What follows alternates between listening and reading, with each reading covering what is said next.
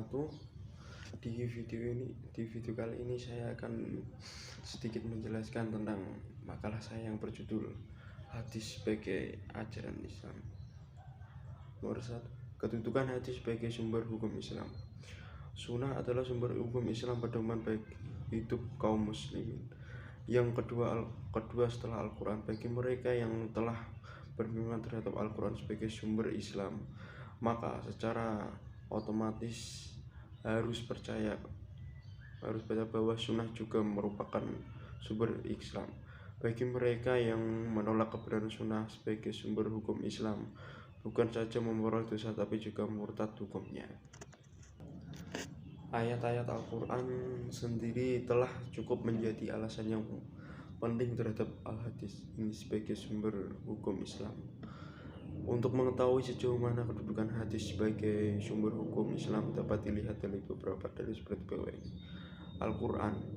Banyak ayat Al-Quran yang menerangkan, mempercayai dan menerima segala sesuatu yang disampaikan oleh Rasulullah SAW kepada umatnya untuk dijadikan pedoman hidup. Dua di antaranya adalah Ali Imran, yang artinya Allah sekali-kali tidak akan membiarkan orang-orang mukmin seperti keadaan kamu sekarang ini, sehingga dia memisahkan yang buruk munafik dari yang baik.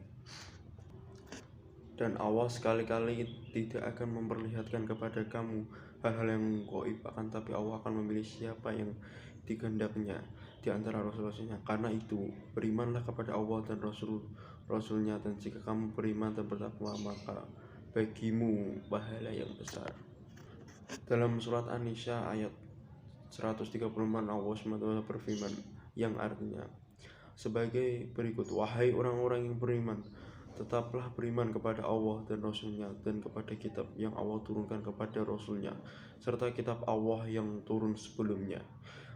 Bagi siapa yang kafir kepada Allah, malaikat-malaikatnya, Rasul-Rasulnya, dan hari kemudian, maka sesungguhnya orang itu telah sesat sejauh-jauhnya.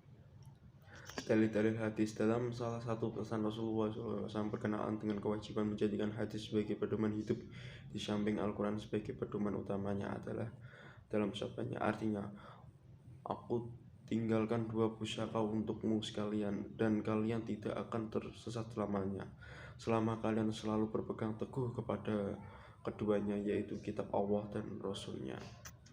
Haji Ar-Rahim. Hadis tersebut di atas menunjukkan kepada kita bahwa berpegang teguh kepada hadis atau menjadikan hadis sebagai pegangan dan pedoman hidup adalah wajib sebagaimana wajibnya berpegang teguh kepada Al-Quran. Kesepakatan ulama ijma. Umat Islam telah sepakat menjadikan hadis sebagai salah satu dasar hukum dalam amal perbuatan, karena sesuai dengan yang dikehendaknya oleh Allah. Penerimaan hadis sama seperti penerimaan mereka terhadap Al-Quran, karena keduanya sama-sama merupakan sumber hukum Islam. 2. Dalil-dalil kehujanan hadis. Sunnah atau hadis Nabi Muhammad SAW merupakan salah satu sumber ajaran agama Islam, sekaligus merupakan wahyu dari Allah SWT seperti Al-Quran. Hanya saja perbedaan antara keduanya terletak pada sisi lafaz dan makna, di mana lafaz dan makna di Al-Quran berasal dari Allah SWT, sementara hadis maknanya dari Allah SWT dan lafaznya dari Rasulullah SAW. Kedudukannya dalam ajaran agama sebagai sumber kedua setelah Al-Quran. Keduanya saling melengkapi antara satu dengan yang lainnya, dan menaati wajib bagi kaum muslimin sebagaimana wajibnya menaati Al-Quran. Fungsi hadis terhadap Al-Quran. Sebagai sumber ajaran kedua setelah Al-Quran, hadis tampil untuk menjelaskan keumuman isi Al-Quran. Hal ini sesuai dengan firman Allah Quran surat An-Nahl ayat 16. Artinya, dan kami turunkan kepadamu Al-Quran agar kamu menerangkan pada umat manusia apa yang telah diturunkan kepada mereka, dan supaya mereka memikirkan. Allah SWT menurunkan Al-Quran bagi umat manusia agar Al-Quran ini dapat dipahami oleh manusia, maka Rasulullah SAW diperintahkan untuk menjelaskan kandungan dan cara-cara melaksanakan ajarannya kepada mereka melalui hadis-hadisnya. Penjelasan yang dimaksud di atas kemudian oleh para ulama diperinci ke berbagai bentuk penjelasan. Secara garis besar terdapat 4 bentuk fungsi penjelasan hadis terhadap Al-Quran berikut. 1. Bayan at-takhir. Bayan at-takhir disebut juga dengan bayan at-takhud dan bayan at-talan. Yang dimaksud dengan bayan ini ialah menetapkan dan memperkuatnya apa yang telah diterangkan dalam Al-Quran.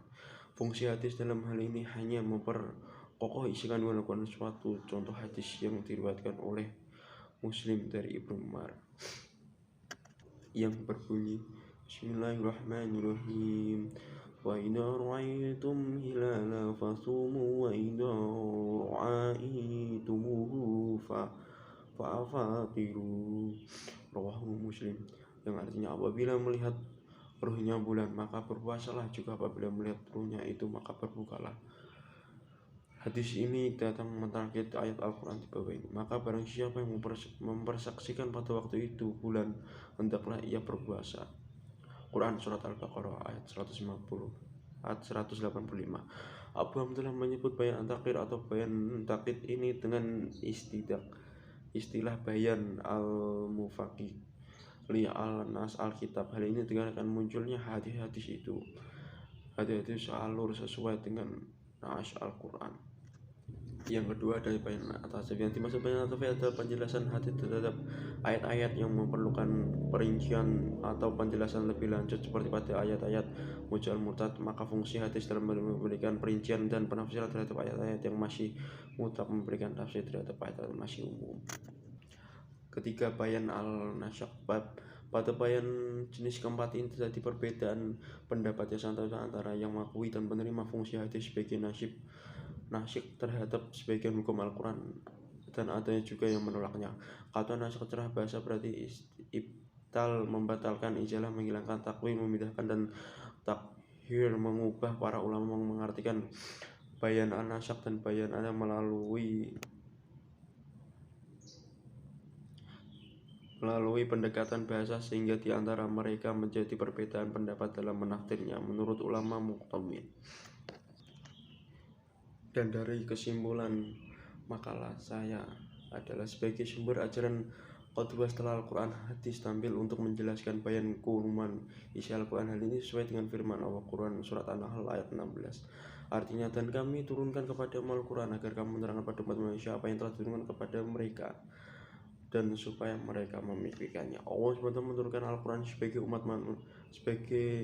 Al-Quran bagi umat manusia agar Al-Quran ini dapat dipahami oleh manusia.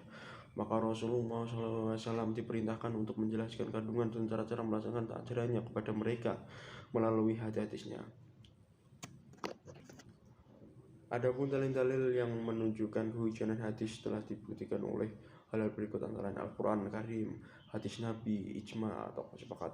Oleh karena itu fungsi hadis Rasulullah yang sebagai penjelas bayat Al-Quran bila bermacam-macam. Berikut beberapa hal yang merupakan fungsi hadis terhadap Al-Quran. 1. Ada bayan at-takhir, bayan at-tafsir. Sekian makalah dari saya. Bila ada kata-kata yang kurang berkenan, mohon maaf. Wabillahi taufiq wal hidayah. Wassalamualaikum warahmatullahi wabarakatuh.